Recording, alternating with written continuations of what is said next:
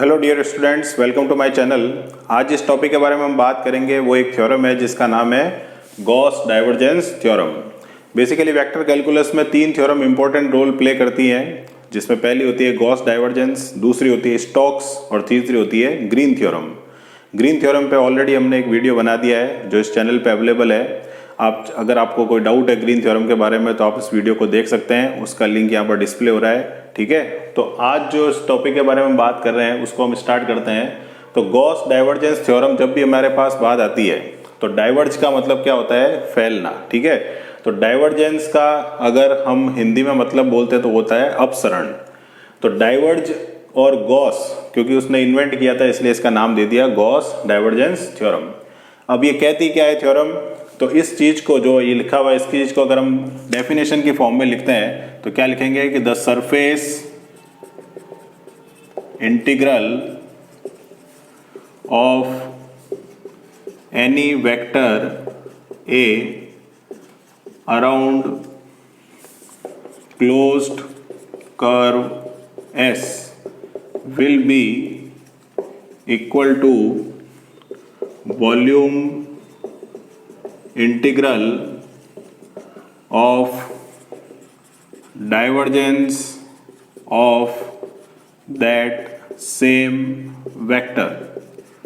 तो जो हमने यहाँ पर फॉर्मूले के फॉर्म में लिखा है उसी को हमने डेफिनेशन की फॉर्म में रिप्रेजेंट किया है कि the surface integral of any vector A around close surface या closed curve S will be equal to volume integral, ठीक है, ऑफ डाइवर्जेंस, क्योंकि डॉट प्रोडक्ट हमारा क्या कहलाता है? Divergence of that same vector. तो हिंदी में अगर हम कहते हैं कि किसी दिए गए सदिश का जो कि वेक्टर ए से हमने प्रदर्शित किया है, उस वेक्टर का अगर हम क्षेत्रीय समाकलन निकालते हैं यानी सरफेस इंटीग्रल निकालते हैं किसी बंद वक्र के चारों ओर, तो उसी वेक्टर का या सदिश का अगर हम अपसरण लेते हैं और उस सदिश का जो रिजल्ट आता है उसका अगर हम आयतन समाकलन निकालते हैं तो दोनों के मान क्या होते हैं? बराबर होते हैं। तो बेसिकली जो डाइवर्जेंस थ्योरम है वो सरफेस और वॉल्यूम में क्या देती है? रिलेशन देती है। तो ये आपकी क्या होती है? डेफिनेशन। अब हम आते हैं जो इंपॉर्टेंट पार्ट आता है एग्जाम में कि भाई आपको एक क्वेश्चन दे दिया जाता है और उसमें आपको कहता है कि गॉस डाइवर्जेंस थ्योरम से उसको सॉल्व करें। तो हम देखते हैं अब क्वेश्चन को कैसे सॉल्व करना है गॉस डाइवर्जेंस थ्योरम से। तो जैसे हमारे पास क्वेश्चन आ गया कि हमें सबसे पहले एक सरफेस इंटीग्रल दे रखा है और उसके अंदर हमारे पास लिख रखा है x cube minus Y z into i cap minus 2x square y J cap plus 2k cap.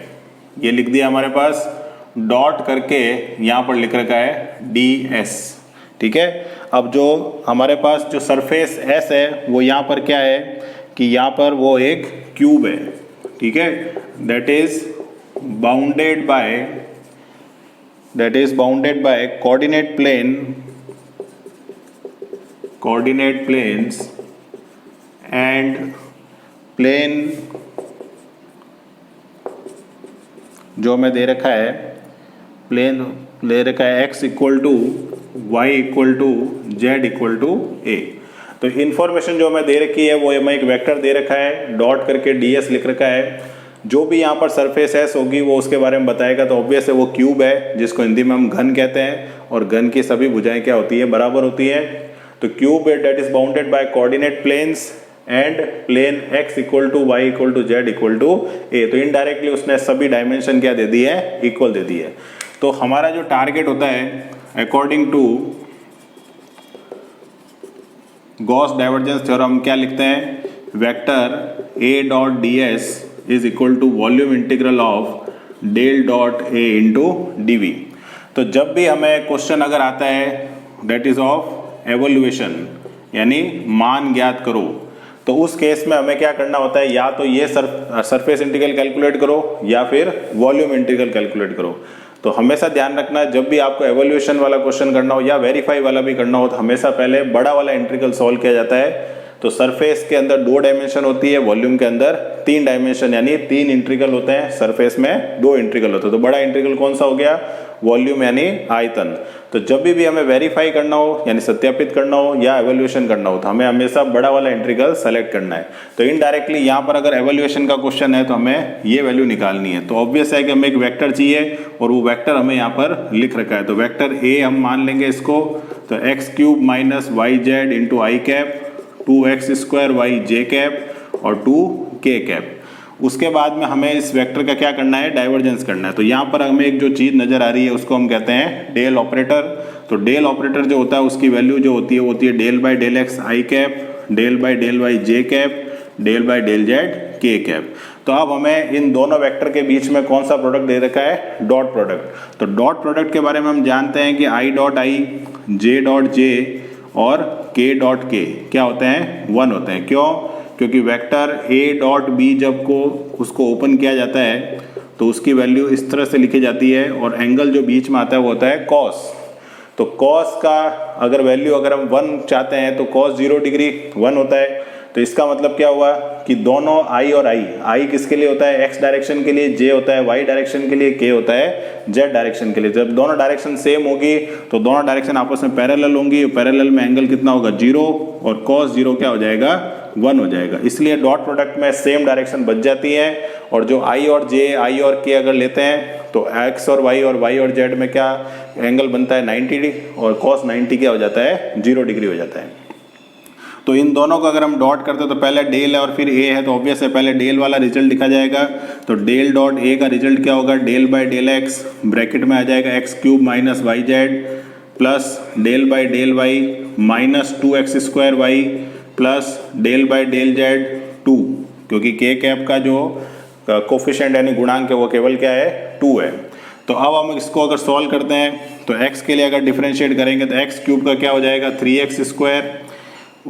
इसके अगले y के लिए सॉल्व करते हैं तो y का y के लिए 1, तो क्या बचेगा? माइनस 2x² और 2 का ऑब्वियस है कांस्टेंट है तो क्या हो जाएगा? 0। तो डेल डॉट a की वैल्यू हमें क्या मिल गई? केवल x²। अब हमें क्या करना है? इसका इंटीग्रेशन करना है। तो डेल डॉट a dv को हम क्या लिख सकते हैं? dx dy dz, यानी यह कितने इंटीग्रेशन होंगे? 3 होंगे। तो अब 3 इंटीग्रेशन के लिए 3 लिमिट चाहिए।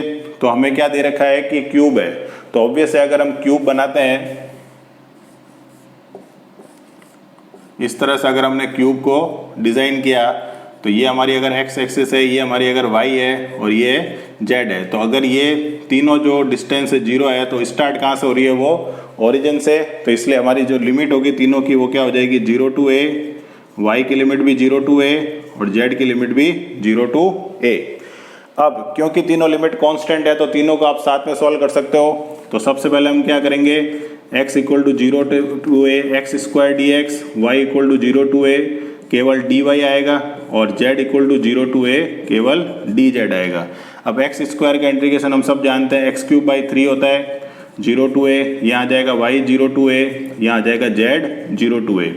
तो अब अगर इसका रिजल्ट लिखते हैं तो क्या होगा? a³ upon 3, upper limit minus lower limit क्या है? 0 है तो उसका कोई इफेक्ट आएगा नहीं।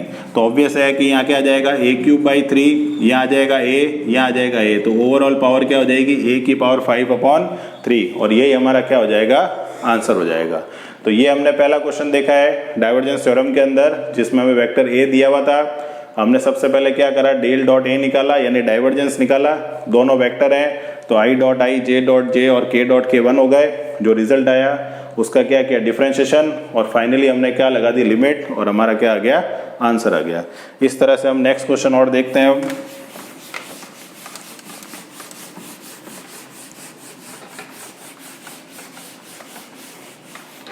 जैसे आपके पास नेक्स्ट क्वेश्चन आ गया, इंटीग्रेशन सरफेस S हमें दे रखा है ax i cap plus B Y J cap plus C Z K cap और डॉट करके लिख रखा है D S into N cap. ठीक है।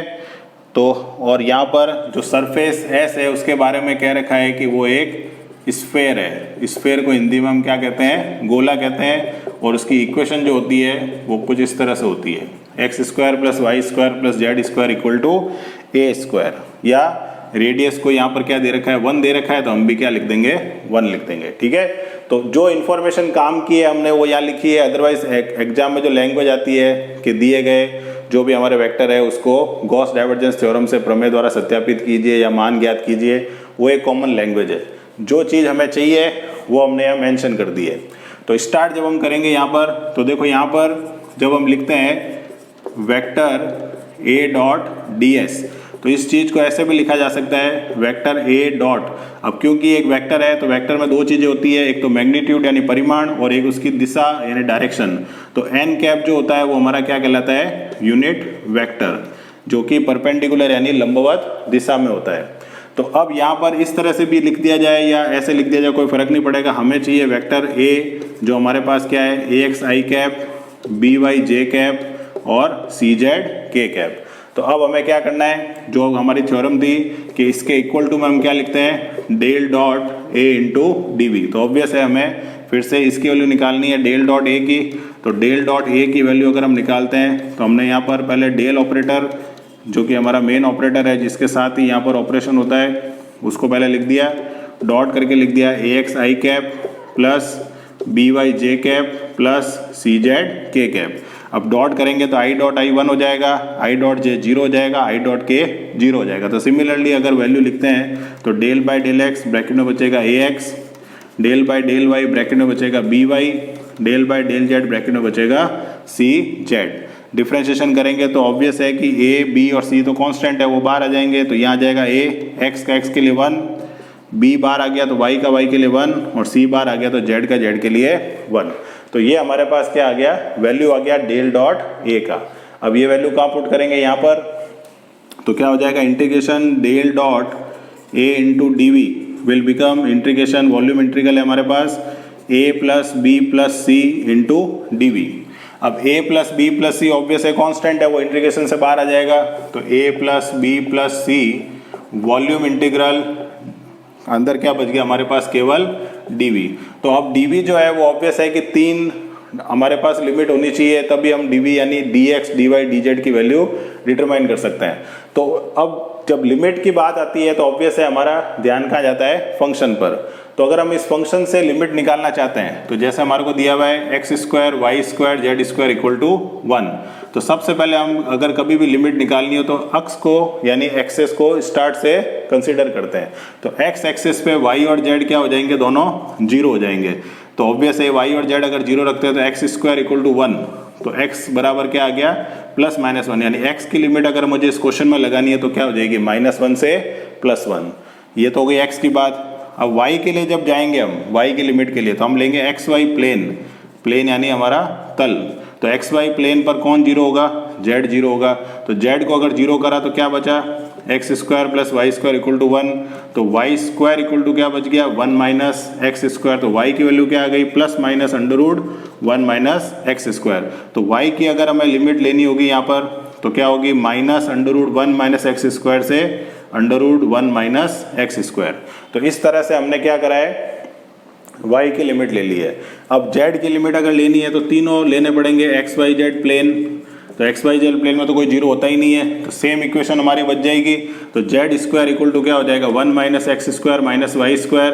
तो जेड की अगर लिमिट लगानी हो तो वो क्या हो जाएगी, 1 माइनस प्लस और माइनस। लेकिन इतना अगर हम कैलकुलेशन करेंगे तो बहुत टिपिकल क्वेश्चन हो जाएगा। तो उसको अगर हम रिजॉल्व करना चाहते हैं तो हम क्या कर सकते हैं कि यहाँ पर एक कौन सा वैल्यू दे रखा है, स्फेयर यानी गोला दे रखा है।